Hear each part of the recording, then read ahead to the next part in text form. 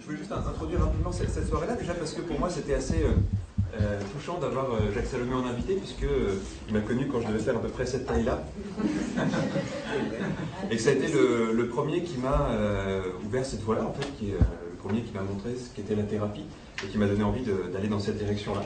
Et donc des années après, en se recroisant quelques fois, là ça faisait longtemps qu'on ne s'était pas recroisés, mais donc ça me touche beaucoup de l'accueillir en ce lieu-là. C'est un grand honneur. Voilà, c'est tout ce que j'avais à dire. En tout cas, je vous souhaite à tous une excellente soirée. Petit rappel simplement, si vous pouvez penser à éteindre tout ce qui est téléphone portable, vous installer confortablement.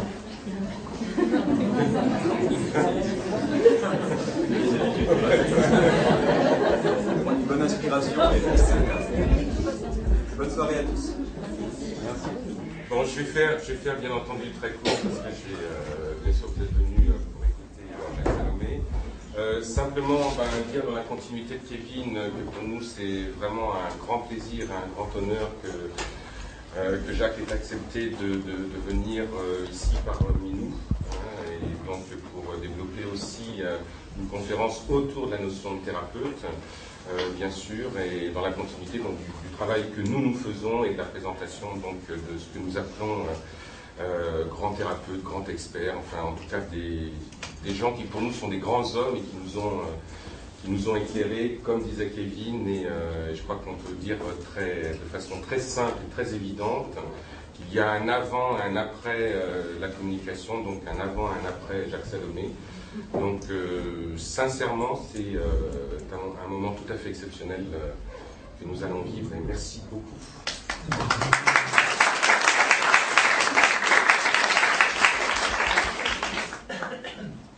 Bonsoir à chacun.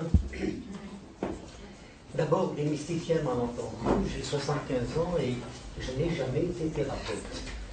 J'ai exercé depuis 40 ans comme formateur en relations humaines, essayant de transmettre une méthode qui s'appelle la méthode ESPER et qui effectivement a des effets thérapeutiques. Si je juge les témoignages, je reçois encore à peu près 100 lettres par jour, 3500 emails par semaine. Donc, apparemment, il y a un impact. Mais ce que je voudrais traiter ce soir,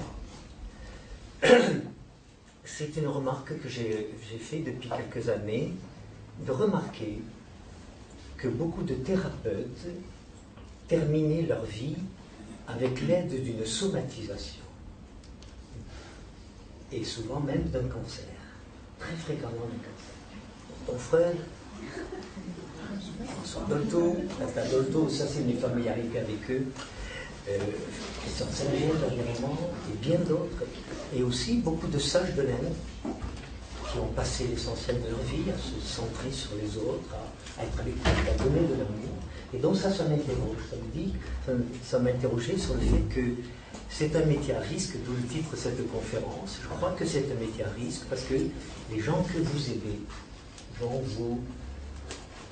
vous polluer, vont vous envoyer des énergies négatives et donc il va falloir apprendre non seulement à trouver la bonne distance, mais peut-être aussi à ne pas mettre sa vie en danger.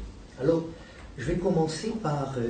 donc pour ceux qui m'écoutent pour la première fois, je ne me contente pas de parler, sinon je ne mobilise aucun de vos sens, l'audition. J'utilise un des outils de la méthode ESPER qui s'appelle la visualisation, montrer ce dont je parle. Et pour cela, je vais demander votre aide, donc de venir là pour m'aider à visualiser ce que je vais dire. Ce faisant, j'ai mobilisé un autre de vos sens, la vision. Mais mon but, c'est de mobiliser également votre cerveau droit, le cerveau irrationnel, etc. Alors, j'ai besoin de 4 personnes, dont au moins un homme, pour montrer comment commence l'aventure de la vie.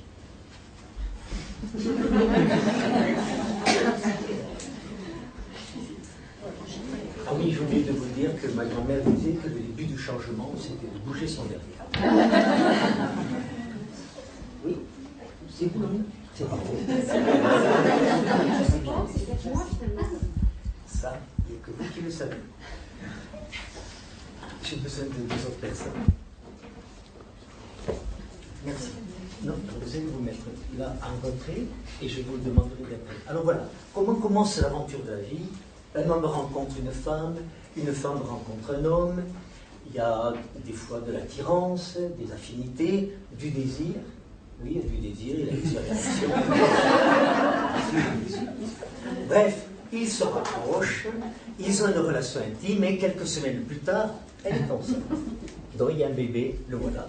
Dans le ventre, voilà. Dans le meilleur des cas, 9 mois, le bébé sort. Alors, ces deux-là ont fait beaucoup de choses pour cet enfant. Donc c'est moi, c'est vous, si vous êtes parents. Ils ont répondu aux besoins de survie, nourriture, alimentation, sécurité minimale, soins de propreté, etc. Bref, ils ont répondu aux besoins de survie de ce bébé. Ils ont répondu aux besoins éducationnels, école maternelle, primaire, collège, lycée, peut-être université, enfin bref. Ils ont répondu aux besoins d'amour éventuellement. Et puis, alors ce que je vais dire me concerne. Je suis le père de 5 enfants et je dois avoir honte de dire cela maintenant. Ce n'est qu'à 49 ans que j'ai vu pour la première fois en regardant une de mes filles, 25 ans, Nathalie, que j'ai vu ceci. Mettez-vous juste en filigrane là, comme ça. Voilà, comme ça. Que j'ai vu ça. Et ça, c'est la vie que j'avais donnée à cet enfant. J'ai fait beaucoup pour ces enfants. Besoin de survie, etc. Et d'un seul coup, je découvrais que j'avais rien fait pour la vie. Si vous avez des enfants, ce soir ou demain matin, je vous inviterai à les regarder et à regarder la vie et vous demander qu'est-ce que vous avez fait pour la vie. Ça ne vise pas à vous culpabiliser, ça ne vise pas à vous angoisser, c'est simplement pour se poser la question parce que ça a été une révolution dans ma vie. C'est-à-dire de découvrir que ce qui nous permettait à nous adultes, parents ou plus tard éventuellement accompagnants, peut-être thérapeutes, psychothérapeutes ou simplement enseignants ou accompagnants, eh bien c'est que nous avions des besoins relationnels. Je suis indigné qu'on vive dans un monde où la plupart d'entre nous ne savent pas que nous avons des besoins relationnels. Vous savez, quand je demande comme ça en conférence à des adultes comme vous, vous connaissez vos besoins, je ne parle pas de relationnel, et alors j'ai l'impression qu'aujourd'hui vous êtes des experts, parce que vous savez tout ce qu'il faut, la vitamine A, B, C, D, E, de l'oméga 3 c'est à la mode, un peu de Viagra de temps en temps, enfin, vous êtes des experts. Mais quand je précise, vous connaissez vos besoins relationnels, il y a un grand silence. Beaucoup pensent s'en sortir en disant « j'ai besoin d'être aimé », comme si le besoin d'être aimé recouvrait tous les besoins relationnels. Et voilà, je découvre donc, moi, jusqu'à 49 ans, j'ignorais que j'avais des besoins relationnels et j'ignorais que chacun de mes enfants avait des besoins relationnels qui s'adressaient à la vie. Et je prétends que, dont je reviens sur le thème de ce soir, qu'être psychothérapeute, accompagnant, c'est prendre le risque de mettre en danger ça. Et moi, je serai vous. Je m'occuperai de ça. Si vous ne voulez pas vous en occuper, je suis très...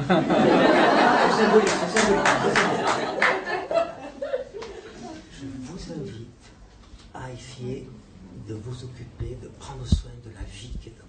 J'en parle en connaissance de cause parce que pendant près de 40 ans, d'abord, je ne savais même pas que ça existait. Je n'ai pas pris soin de ma vie. J'étais un pilier d'hôpital, j'étais un expert en somatisation diverses, jusqu'au moment où j'ai découvert, à travers ma vie, s'il n'y a pas de hasard, elle est docteur en biologie, donc elle s'occupe des sciences de la vie, mais j'ai pas vu ça très tard. Voilà. Alors, merci beaucoup. Je voudrais donc introduire mon propos ce soir, donc déjà bien vous présenter les 7 grands besoins relationnels. J'ai donc besoin de 7 personnes pour visualiser les 7 grands besoins relationnels que nous avons tous et que vos patients ont. Et je prétends qu'être psychothérapeute, eh bien, c'est être à l'écoute. Non seulement être à l'écoute des besoins relationnels de vos patients, mais leur permettre d'abord de les découvrir et de commencer à les prendre en charge. J'ai besoin de cette personne. Merci. Donc, vous mettez son ami blanc, famille. Merci pour l'aide.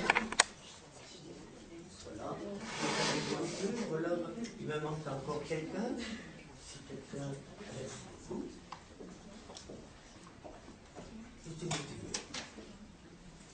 Alors, il y a un premier des besoins relationnels, besoin de se dire. Je vais les énoncer tous, et puis je vais faire un commentaire sur chacun d'entre eux.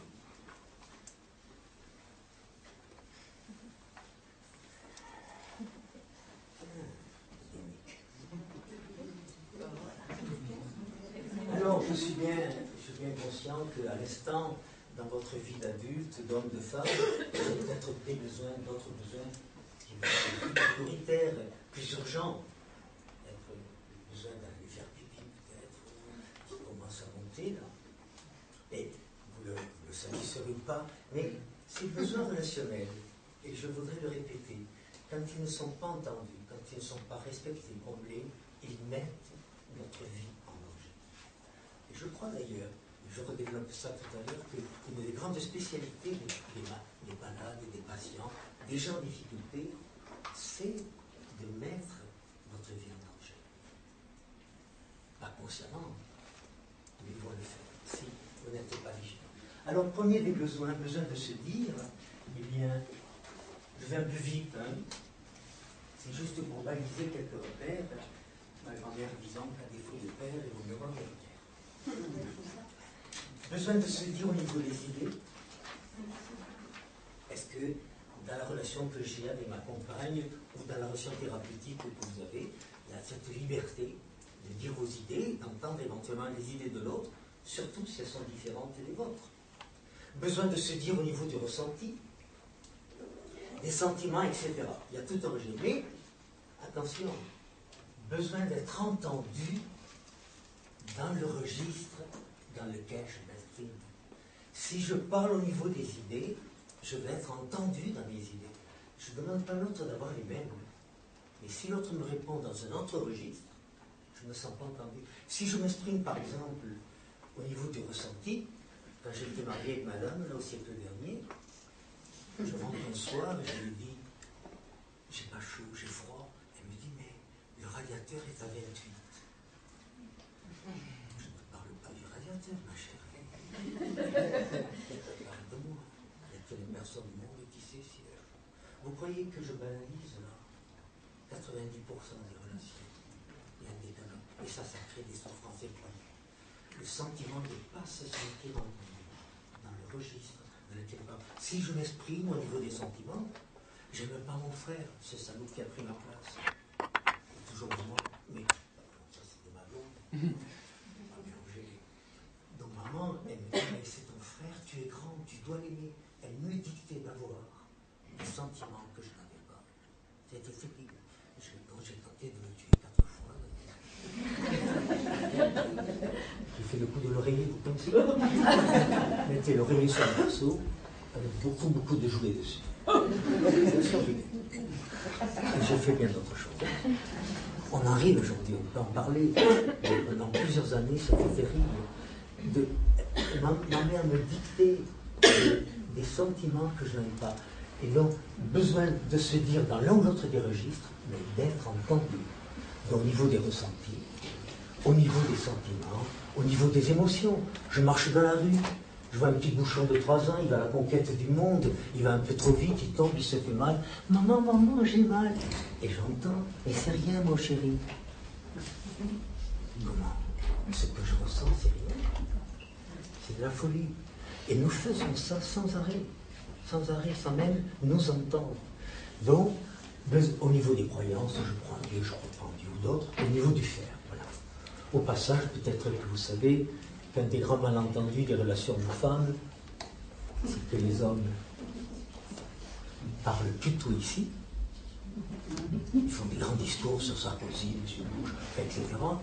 Et j'ai fait ceci, j'ai fait cela. Les femmes parlent plutôt au niveau des émotions, des ressentis, des croyances.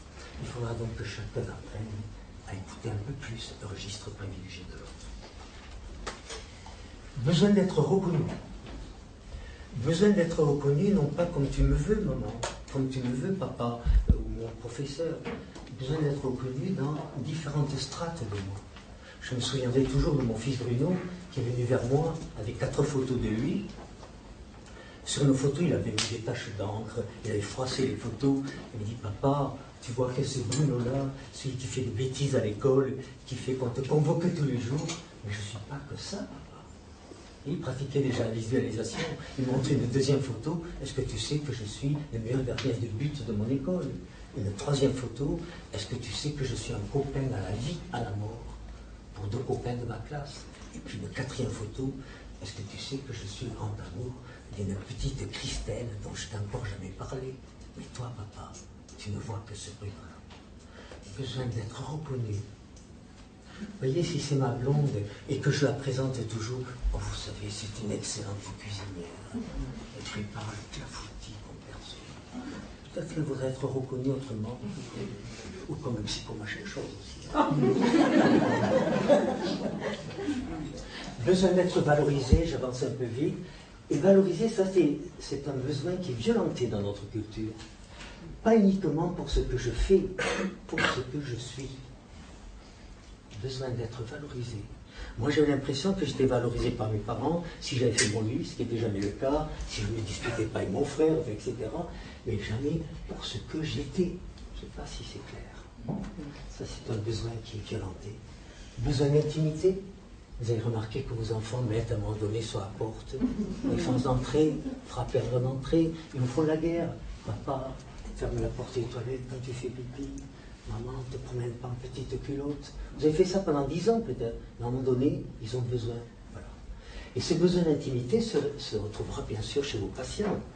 Est-ce que vous décrochez votre portable quand vous êtes en consultation? Vous laissez l'intrusion extérieure se faire, etc. Est-ce qu'ils sont assurés que ce qu'ils vous disent ne sortira pas de la relation? Donc c'est un besoin qui est réactivé dans la vulnérabilité des problèmes, etc. Besoin de créer, d'influencer. Si j'apporte toujours les réponses, je ne réponds pas à ce besoin qui est chez chacun, de pouvoir créer, influencer. Je vais le dire, besoin de créer et d'influencer, et besoin de rêver, je vais le dire brutalement, ils sont assassinés aujourd'hui, ces 2 besoins. Ils sont assassinés. On a transformé nos enfants en consommateurs. Aujourd'hui aussi. Moi, par exemple, juste comme ça, pendant 20 ans, je vidangeais ma voiture. J'achetais 4 litres d'huile. Aujourd'hui, je lève le capot. Je ne sais même pas où est le tuyau de l'huile. Il y a un ordinateur dedans, etc. Je suis devenu dépendant. Pendant des années, j'avais un lavabo qui fuyait, je prenais ma clé à griffe, je dévissais, je changeais le joint. L'autre jour, c'est arrivé, je commençais, le voisin m'a dit, mais vous savez, il n'y a plus de joint aujourd'hui, c'est un truc céramique, tout ça. Il a fallu que j'appelle le plombier, il a tout changé, lui. J'ai l'air de plaisanter, mais ça me met... Est-ce que vous savez, par exemple, que l'âge de l'indépendance a reculé de 10 ans en 100 ans? Il y a 100 ans, une jeune fille de 17-18 ans, un jeune homme de 17-18 ans, il pouvait subvenir à 80% de ses besoins. Aujourd'hui, pardonnez-moi, vous avez des grands dadés de 26 ans qui sont toujours chez papa, maman, auxquels on donne l'argent de poche avec laquelle ils achètent les cigarettes de la copine. Pas vous, hein, pas vous les autres. Donc, réhabilitons, nous avons besoin de créer. Et d'ailleurs, comme c'est un besoin, ils le font les jeunes, mais en détruisant. Je ne sais pas si vous avez remarqué les dégradations. Moi j'habite près d'Avignon, c'est pas une ville mais chaque fois que je descends sur ma voiture, là, il y a des griboudis, là, etc., avec, vous savez, des tuyaux, je ne sais pas quoi. C'est très intéressant, hein, sauf que c'est sur ma voiture. Et besoin de rêver. Besoin de rêver que demain sera meilleur qu'aujourd'hui, qu'après-demain sera meilleur que demain. Souvenez-vous de votre jeunesse ou adolescence, vous couchez peut-être comme moi à 2 heures du matin, vous réinventiez le monde, vous réinventiez l'amour. Aujourd'hui, les jeunes, ils ne font plus ça, ils ne croient plus. C'est pour ça d'ailleurs qu'ils détruisent le présent.